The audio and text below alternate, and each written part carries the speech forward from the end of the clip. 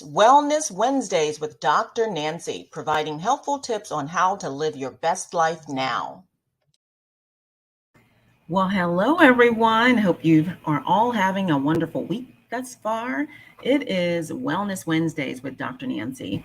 In today's topic, we are going to talk about self awareness.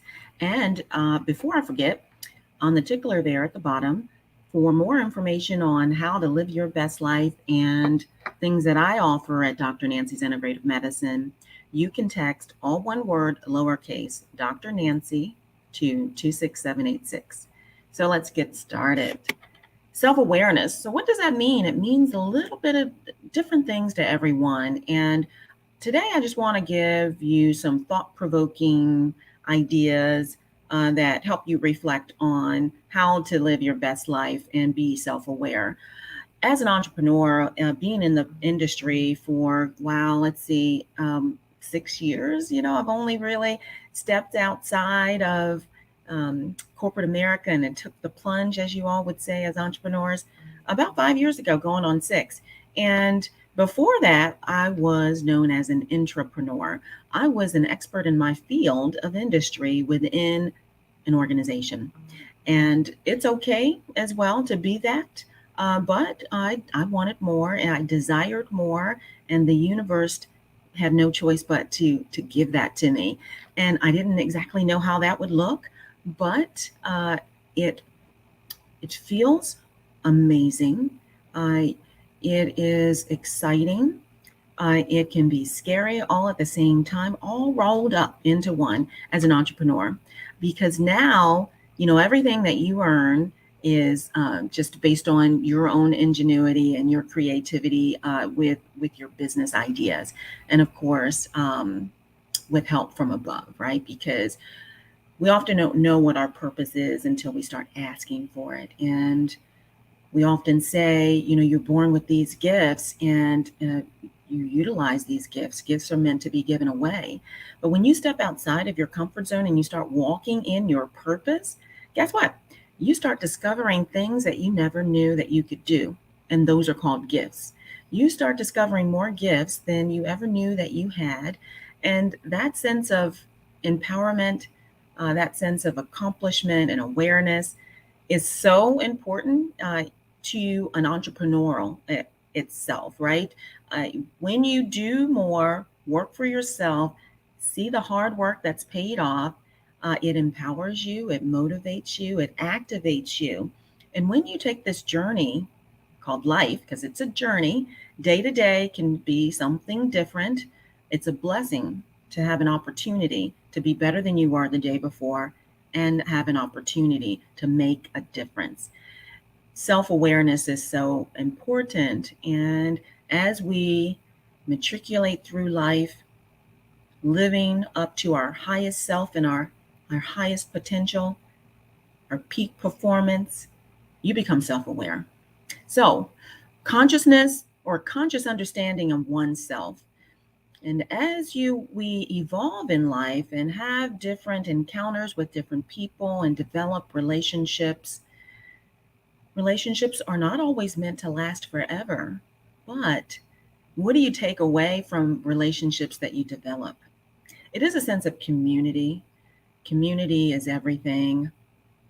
I believe that this country has gotten away from that, but what it is that I'm set out to do with my enterprises is to bring it all back together. It's all where it started from. It takes a village to raise individuals to become like-minded individuals to pour back in to bring the community together. Awareness of thoughts, feelings, desires, and actions.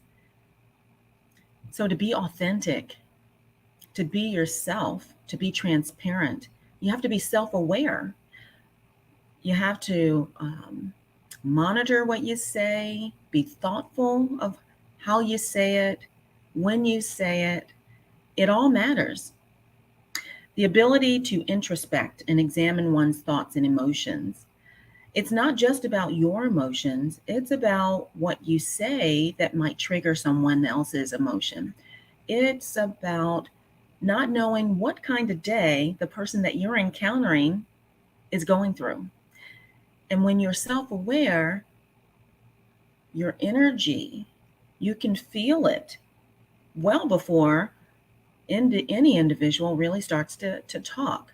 Self-awareness is a sense of just knowing and being. I did a post, a year ago, and are you being a human being? Are you living a human being? And there's a difference, because there are some of us that just really just go through life without any expectations, going through the motions, really just living and not being. So observing and analyzing personal experiences. Again, it's about relationships, and that takes action. It takes you to be motivated. It takes you to be present. Recognizing one's physical appearance, abilities, and limitations. We can't expect everyone to look like us, act like us, talk like us, be like us. We are all different and unique in our own right, but we do share many commonalities. For instance, our DNA is like 99% the same, but how we respond to our environment or one another is very different. And being self aware, just being aware of that, can really set the atmosphere in a way that can be conducive to growing or not. Awareness of personal traits, strengths, and weaknesses. So I often say, if you're building a team, know what you're really good at, and then also know what you're really not good at. And in that team that you build, you want to bring in individuals that help strengthen your weaknesses. We are all unique in our own right, and we can be experts in our own individual fields of industry. But when you're building a team, you want to bring in other experts in the areas that you are limited in, because we're stronger together, and it just makes for better a better process. Recognizing oneself as a unique individual. I think I touched on that as well, because we're unique, and we are wonderfully and beautifully made. And when we understand that, we can embrace one another more. Again, that's really being a self-aware. Forming a sense of personal identity and values. So that means having boundaries, knowing what you're worth, knowing your values and your strengths when you come into a situation, when you're developing and fostering a relationship. It's either going to really work and grow, or it's really not, but you have to really stand firm on what your worth is, what your values are, and a lot of times you have to set up boundaries. That too familiarity of a thing can ruin relationships. So setting clear expectations and boundaries improves your self-awareness. Recognizing physical sensations and emotions. So it's not personal at the end of the day, particularly when we're talking about entrepreneurship and building businesses. It's business. So you have to keep your emotions in check and understand and realize what triggers you, and what things that you may say may trigger others. It's a process. It's learning and growing from glory to glory each and every day. Identifying immediate needs and reactions. Again, when you realize things are said and you're triggered by them, you really just want to grow from that and just put that in your toolbox to say, okay, I understand where things may go in like a conversation that you might be having. And the more aware you are of trigger words or trigger actions, the more equipped that you can be in controlling that situation. Because when your emotions are out of control, you're not thinking clearly, you're not able to make rational decisions, and It puts you behind and not ahead. Being aware of one's actions and behaviors in relations to others. Again, behaviors are everything. Monitoring nonverbal communications, body language, facial reactions, um, can tell you a whole lot about whether someone is really being engaged in your conversation and in your presence. One thing that is a lesson to be learned is to develop great listening skills, to develop intentionality, to develop a sense of just being present. Concern about one is perceived by others. Concern about one is perceived by others. So that means that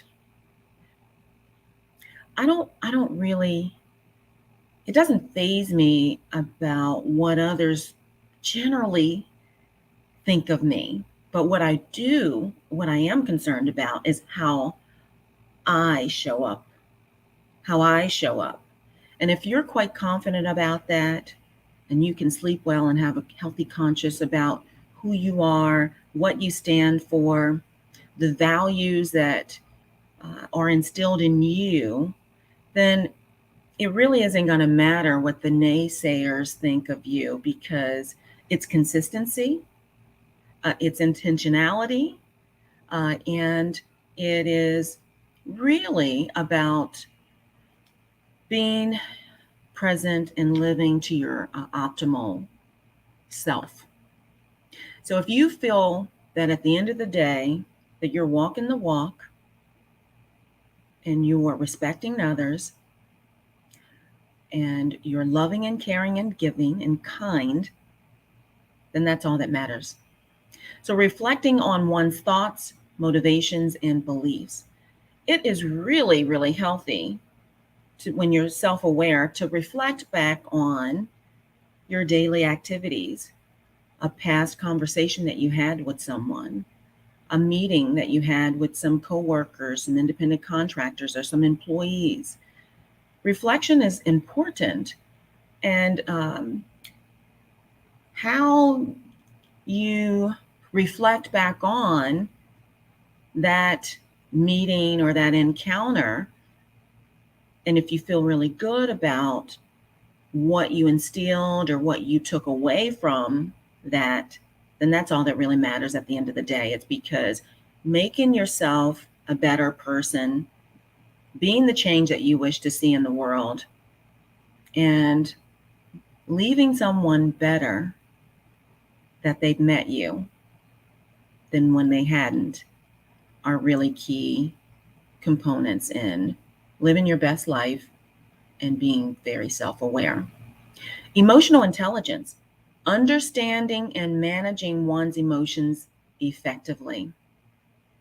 That emotional intelligence is at the forefront of all, like health coaches or business coaches or speaking presentation coaches, because you have to have this emotional intelligence and know what motivates you, um, how to effectively manage your emotions, get your point across, and not get distracted and go down the rabbit hole on what it is that you're trying to deliver, and the interaction that you're developing and having. So emotional intelligence is very important.